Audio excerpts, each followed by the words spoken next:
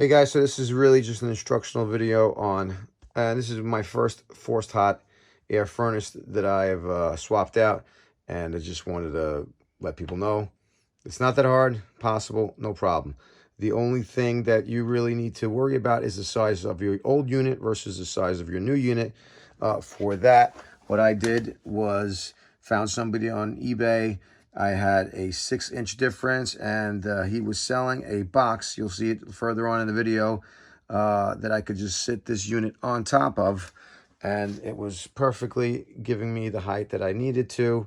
So you'll see how the major mechanical connections are made and how I lifted up the air coil over there.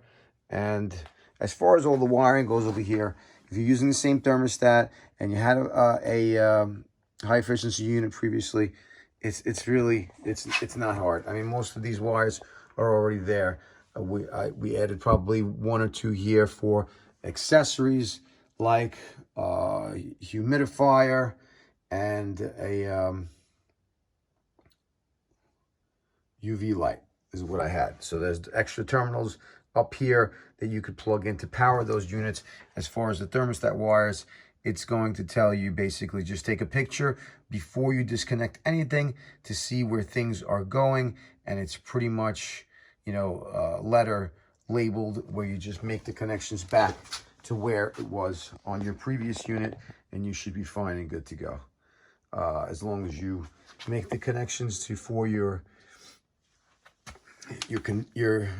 water is going to condense in this exhaust and come back down and go through here, and the same thing is water is going to also condense when using your air conditioner to come back into your pump over here. So you just need to make sure you're just doing everything in reverse. Take pictures, you know, of everything that before you do it. This way you don't get confused and you could refer to something going backwards. Okay, so hopefully you'll see how I took this unit out and made the holes and connected it back, and it wasn't 100% complete, but I'm just trying to give people ideas of, yeah, this is how it's done. I did it complete. It's been working for 6 months now, no problem.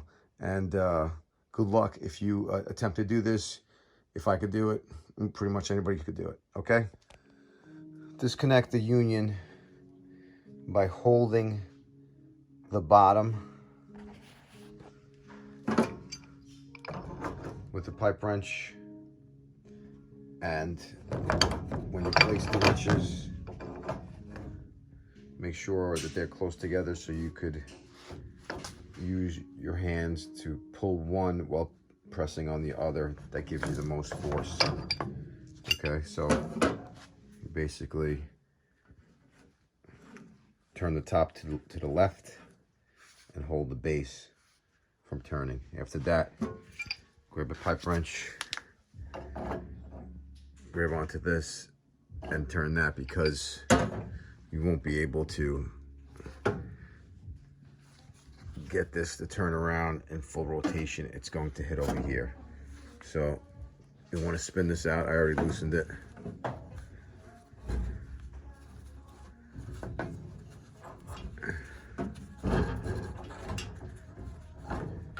All right.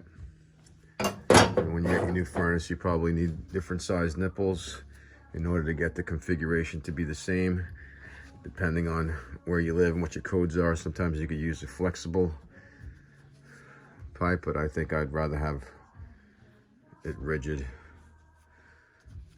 I don't trust those flexible pipes. That's for those people who want to get in and out of a job real quick. So now that that's off, take another pipe wrench,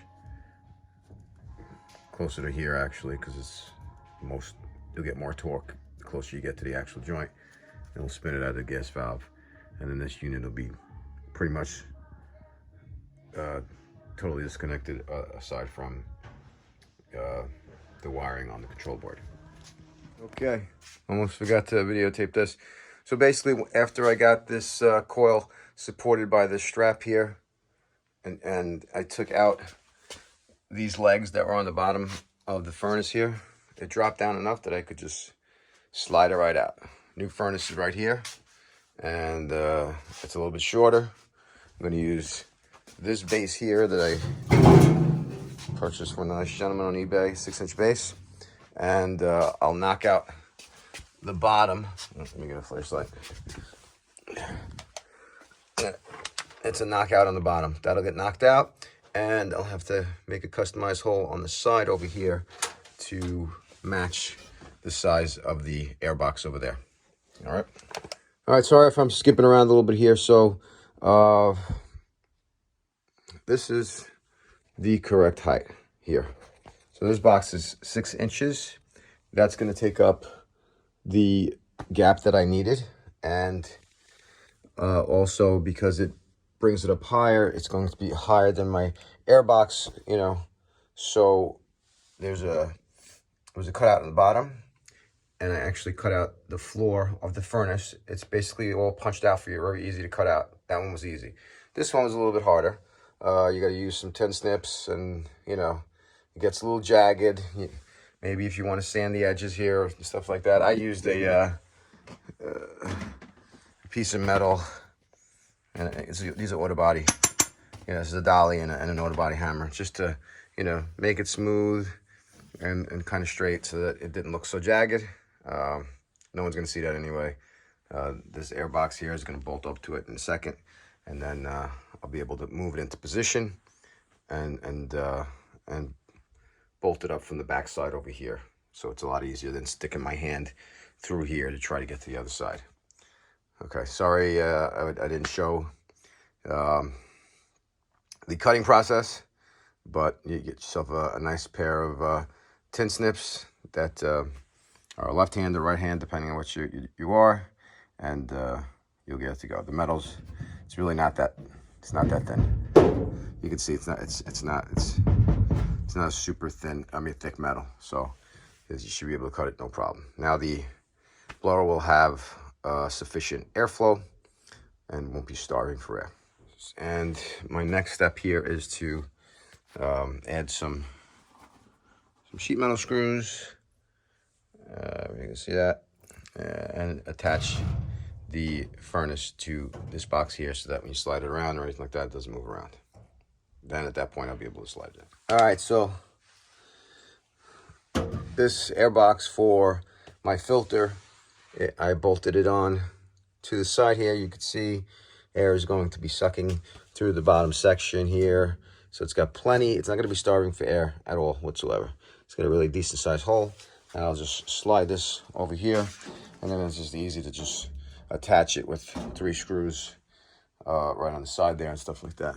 In case you guys are wondering what's inside of these, this is a 92% high efficiency burner where it takes intake and exhaust straight through some PVC pipes that go out the side of the house. It won't go up a chimney. These can't go up a chimney. So your burners, there's 5 burners here. There's a 100,000 BTU furnace. Flames will go inside of these tubes here, and then travel down these tubes, makes like an S. I don't know if you can see. Let me get a flashlight. Hold on. So you see, they're routed like that, and then they go into this manifold over here. After the manifold, they go into these radiator fins, and the air flows through there, cools down sufficiently. There's probably some condensation that happens. That's why you have a condensation pump on the outside of the furnace. And then the inducer motor, which is right there. And you can see that there's a tube, pumps out the exhaust air to the outside of the house. So if you're wondering how high efficiency works, that's how it works. It just takes all the heat and tries to utilize all of it and cools it down to a point where it won't travel up a chimney on its own. It has to be forced out. Now I'm thinking about cleaning. This is my my A-frame air conditioning coil. So I might just give that a little blow and see what happens. So the strap, sorry I wasn't able to show you, but the strap basically, I took a pry bar like that and just lifted up on the coil to alleviate pressure on the strap after I released it down and slid it out. And then once the strap comes out, just disconnect it from wherever it is, and then make sure that the box is sitting where it's supposed to be, and put some foil tape around here to seal it up nice after you put back the screws that were holding it to begin with. Okay, so the finished product here, the connections for the electrical power were made just in reverse. This is really a video for a basic swap of high efficiency unit to high efficiency unit. It's going to be the easiest to do it that way because pretty much everything's just swapping over and all the connections are going to be basically the same. It's pretty straightforward. Your condensate pump connections are, basically coming out the bottom there, going into there, and you're just using your existing hoses to go wherever it drained previously. This is all stuff that was on my old unit right here. This piping, everything was there. It was a very easy installation. I did change these pipes here. This one needed to be glued in, PVC. This one gave you the option to either glue it in or clamp it. This is the intake. That's the exhaust over there. So I opted to just use the clamps with the rubber fitting in case I wanted to disconnect it and look to see if it sucked in any leaves or anything like that in the future, because that's what I had happened on my original unit, which I showed previously in this video. So you see basically all the connections are just basically the gas is back there. I had a UV on my system. I have a UV light here hooked up, and it's plugged into here, and the power, right, just goes along there and gets fed from inside the furnace here. So I hooked that up along with the wire for, as you see right here, for my humidifier. And that's all the instructions of the new unit. It tells you which terminals to connect on the circuit board.